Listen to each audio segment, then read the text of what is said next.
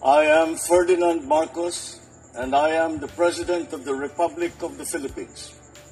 I stand today on behalf of 110 million Filipinos.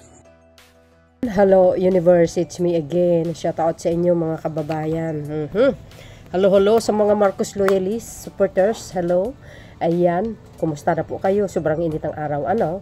And of course, sa Filipinos, OFWs all over the globe. But anyway guys, meron tayong very touching upload videos update sa inyong lahat.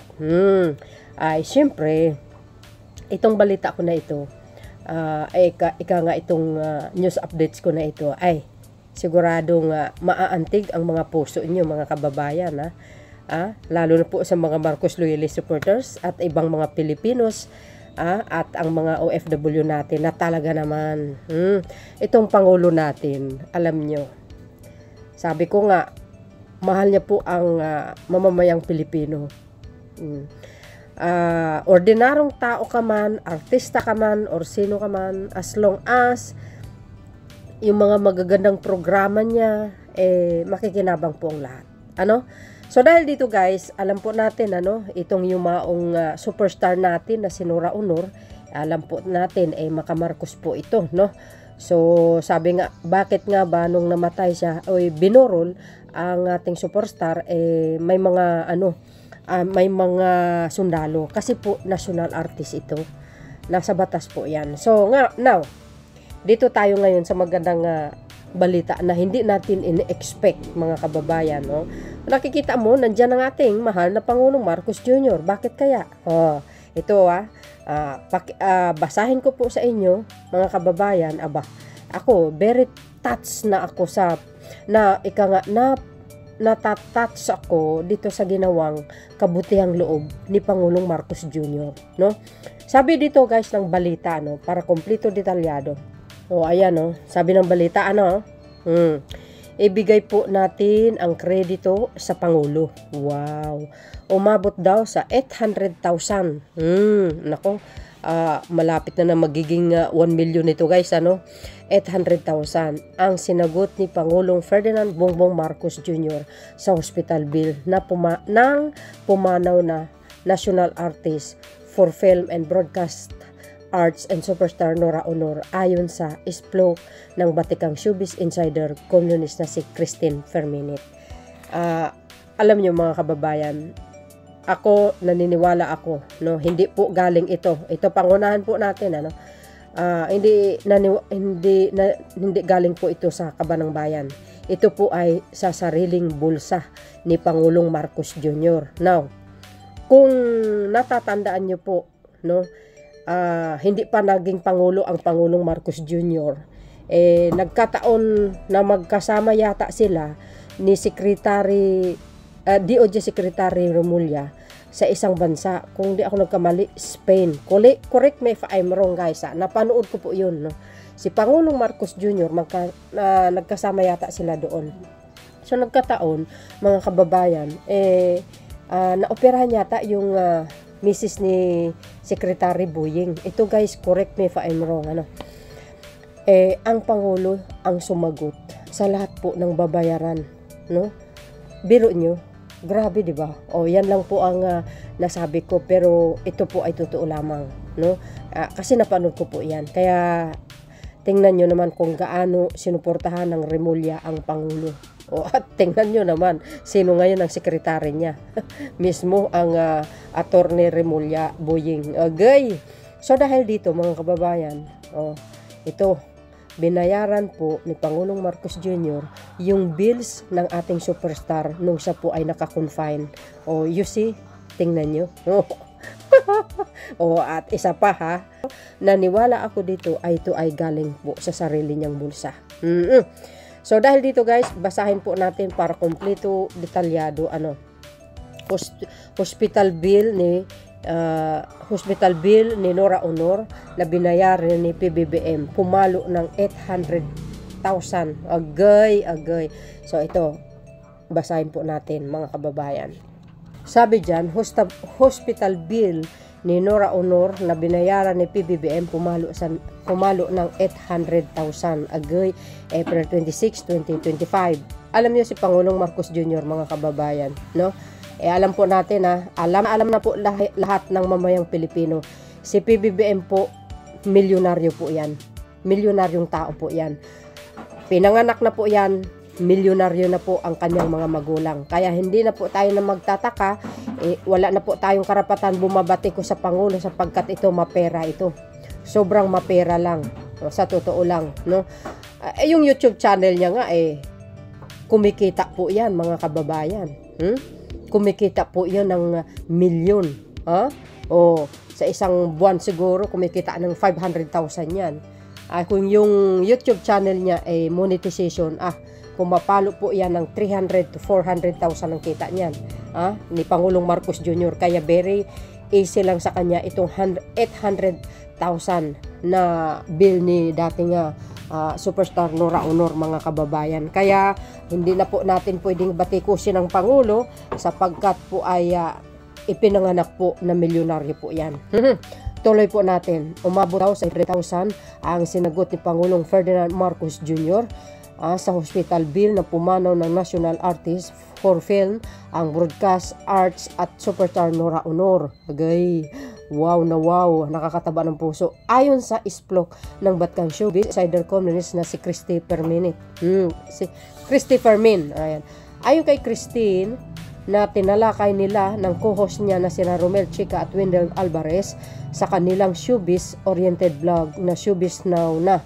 Ang tunay raw na nagbabayad ng hospital bills ni Ate Guy ay walang iba kundi ang Pangulong Ferdinand Marcos Jr.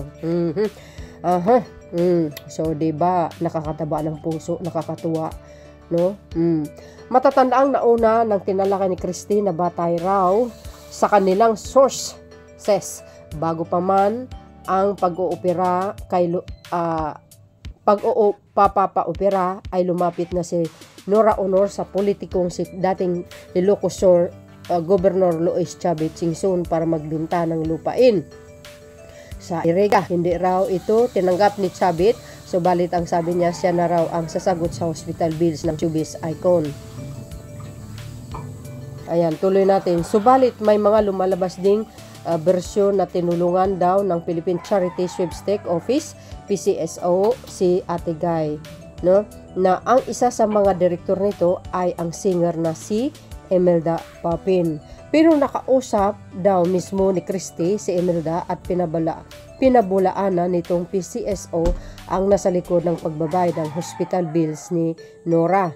Ang nagbayad daw ng hospital bills ng superstars si PBBM. Sa salaysay ni Christy, nang sabihin daw ni Imelda kay PBBM na siya na raw ang mag-aayos para sa pagbabayad ng hospital bills ni Nora. Sinabi raw ng Pangulo na siya ang sasagot dito. Hito po ang kwento. Sino kako talaga anak ang nagbayad ng hospital bills? Yan ang tanong ni Christine Fermin kay Imelda. Sagot daw ni Imelda, nang makausap kami ni Pangulong Bongbong Marcos, ang sabi ko sa kanya, President, ako na po ang bahalang umayos ng hospital bill ni Nora. Ay hindi pwede, huwag sasagutin ko yan. Ako ang sasagot dyan. Kaya ang Pangulong Bongbong Marcos po ang nagbabayad ng hospital bill ni Miss Nora Aunor. Agoy, wow. Hindi po PCSO. Wala pong sinabi si Miss Imelda Papin na PCSO ang nagbayad ng hospital bill. Kwento pa ni Christy, ayan.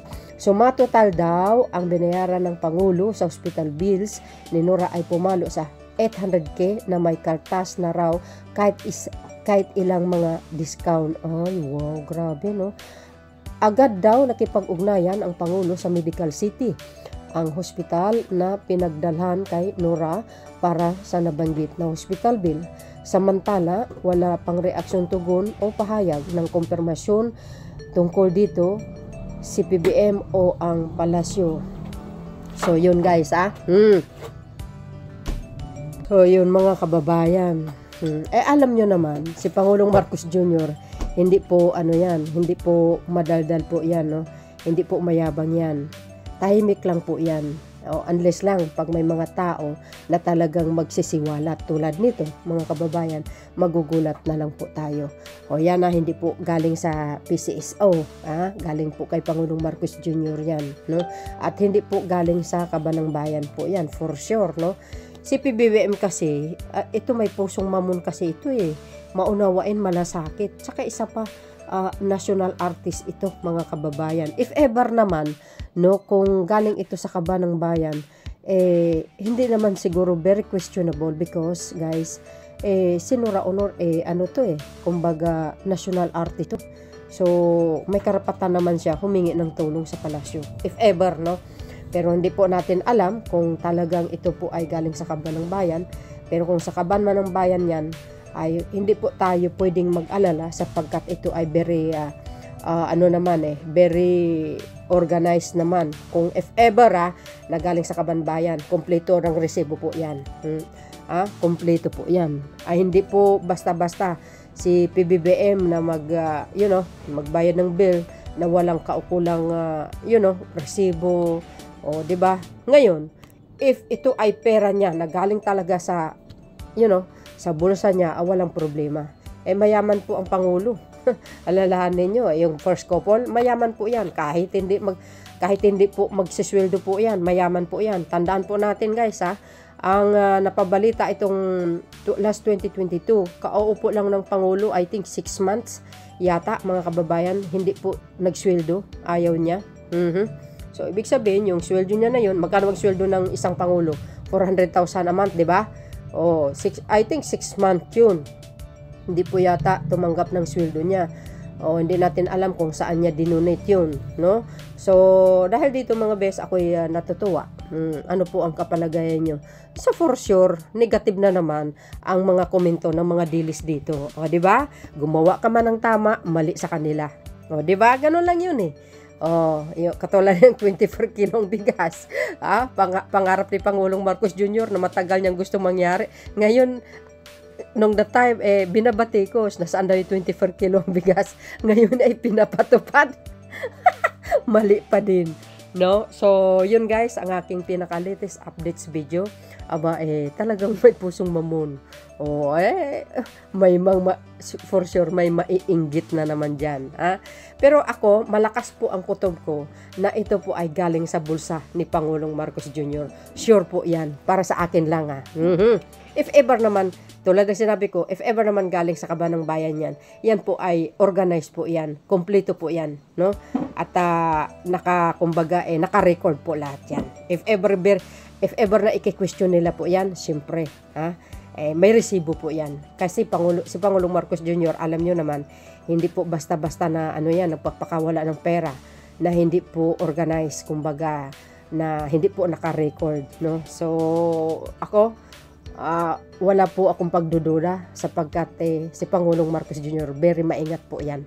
Ayaw niya po madungisa ng kanyang buong pagkatao, no? Yung mga DDS nga sinisira-siraan na siya pero wala siyang pake.